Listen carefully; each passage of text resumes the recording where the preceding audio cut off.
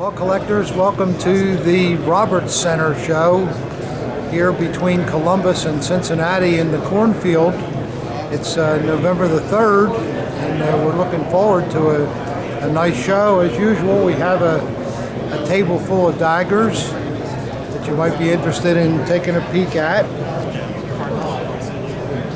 Lots of interesting things. We have a beautiful Damascus SA here in Van Damascus, handmade.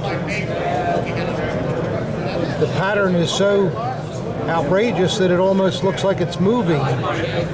Very, very beautiful. We have a nice Himmler dagger. Got the inscription there on a mint blade.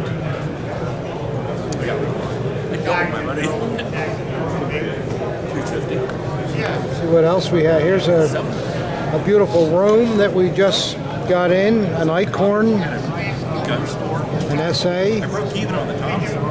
Really terrific.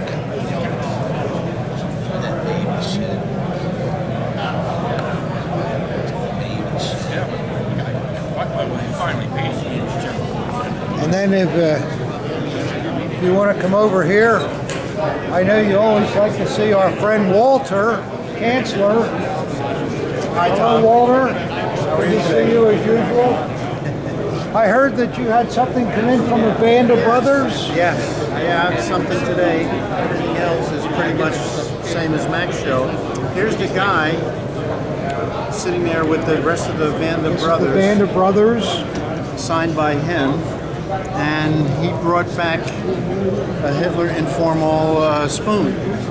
See, if we look at this, collectors, this is the what we call the informal pattern, where the eagle does not have a lot of detail to it. It's just made flat, I guess in Hitler's taste at the time, because they used this probably for luncheon services, we think. And they're marked the same as the formal pattern. On the reverse, you'll see a crescent and a Imperial helmet, 800, and a Imperial Eagle. Very, very nice thing, especially when you have this kind of provenance with it, right, Walter? Yes, that's so super. Yeah. With the band of brothers especially, because everybody knows that from the movie. That's true. Well, thanks for showing us that. I guess Pretty you'd nifty. like to buy it, right? I think I already did. Oh, okay. No problem. No problem, yeah. Well, we're still here with my friend Walter Kanzler, and as usual, Walter stumbled into something rather exotic here. This is obviously a samurai sword, but we think it's from a temple. Is that correct, Walter? Yes, supposedly a temple sword because it even has. These markings are temple markings. Yeah, that's normal for them. Attention please, attention please. Deborah Galfin, please come to the front desk. Deborah. You can see there's all little animals that are added to the fittings on the piece. These temple swords are not real valuable, I understand, right, Walter? No. This one is, I would say probably about a $1,500 sword. That's really all it would be, even though it's immense. If it was a standard samurai with this configuration and this quality, probably worth $8,000 or $10,000. Really? Yeah. And Well, the interesting thing is, it's a Damascus blade as I see opposed that. to a tempered blade. Yeah, I can see the Damascus pattern in it. Yep. I just want to take it out so I can show the length. Oh, and it's configured the same as a samurai would be, though. Well, for you people out there that know something about these kind of swords, I'm sure this is a rare thing to see, because I know I haven't seen many of them. It seems to be a bit longer than a normal samurai, Also, too, isn't it? yes. Yeah. Also, because they at a certain period, I think they had to cut them down to a certain size. What's really neat is the figures on it also. Yeah, and the animals on it here. are This crosscut here. Oh yeah, look at there. Work on that. Yeah. Well, for a cheap sword, there's a lot of work in this thing. Yes. and someone suggested that, oh, maybe it's a copy, and I really don't know enough about them to know that, but it's an awful elaborate copy. Yeah. It is. And for the price, it doesn't much matter. It looks quite old, too. Yes. Yep. So there you are, collectors. There's something we don't normally see on these videos. We like to show you different things, and of course Walter's always stumbling on something somehow. Just lucky, I guess. Yeah, just lucky. Oh, we stopped at another table along here because it's got a lot of really interesting things. Starting out, we've got one of these donation cans. You know, the Nazis were no different than anybody today at Christmas time and at other times when they wanted to raise money. A lot of members of the different organizations would stand on the street corner just like today. You'd put your money into the top here. The neat thing, and then there's some flags, paper flags, Führer standards. Lots of things here. This is interesting. A Feldpost flag. You know, that's where the post office would have been. So obviously they wanted to identify it somehow. And behind it we have some nice helmets. This one's had a few dings over the years here. Here's a nice NSKK crash helmet.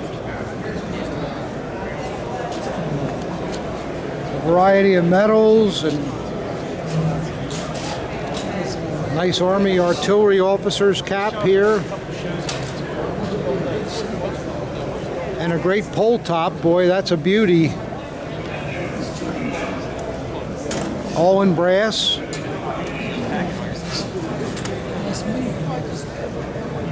This looks like a pig made to look like the Führer. It looks like somebody took his mustache out, though. Won't win a beauty contest. And continuing to walk down a little bit. This is a nice uniform. It's a Red Cross officer. That's pretty unusual. He's a very high rank too, Lieutenant Colonel. That's something you don't see very often. We stopped by at Harry Gold's table, and Harry's kind of disposing of his collection little by little. And this time he brought some very nice swords. And this particular piece that really caught my eye, it has a lot of what we call buffoon appeal, maybe, but the gold crossed cannon contrasted against the silver finish of the sword really makes for a very beautiful thing. And it appears to be a Nazi period sword too, because it has a celluloid grip and regular triple wire, and a beautiful blade also. It looks like the scabbard may have been repainted a while ago, but it was done professionally, and it really looks great and enhances it. So for somebody that's looking for just one sword to really make all your others stand out, this is the kind of thing that you want to look for. Look at the beautiful D-guard on it here, the way the leaves are raised out so high, and they've all got hand enhancing in the veins, and it's really a very beautiful sword. It's a nice piece, Harry. Thank you. Well, we've come by another table, and this man obviously specializes in headgear, and there's some outstanding things here. This camo helmet with the screen over the top, and an SS helmet below it. And then a real beauty here that's twirling around in the center. This SS helmet. According to the man's sign here, this is the Normandy camo that you would want to see on a helmet like this. Really a beautiful thing. That helmet's worth a lot of money, collectors. And there's a terrific one below it here too. Coming down a little further, there's some more goodies, more SS helmets. Another one in camo. Another wire screen one.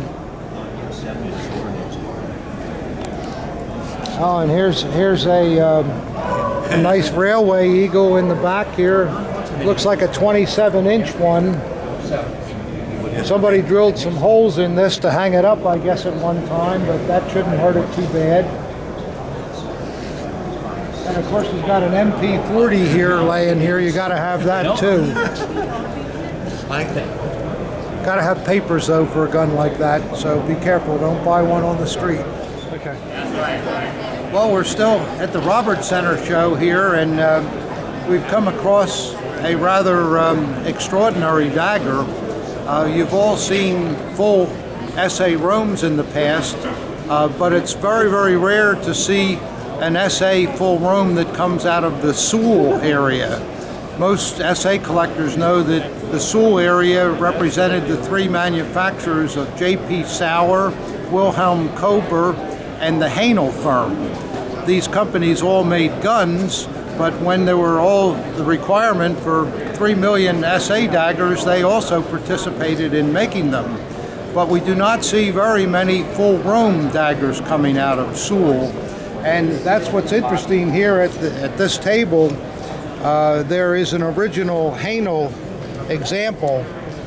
It's got some grease on the blade because the blade's never been cleaned, but I believe that'll come off there, and it looks to me like a mint example. You'll notice too, like the Sewell daggers, it has that real dark background in the inscription, which is what we like to see, and it also matches the SA motto on the obverse of the dagger, which I'll just flip it over to show you. See, it's got the nice dark motto, and again, there's a little dried oil on there that we think will all come off. But this is quite a find, simply because we just don't see the Rome examples in Sewell daggers. So I thought everybody would like to see that.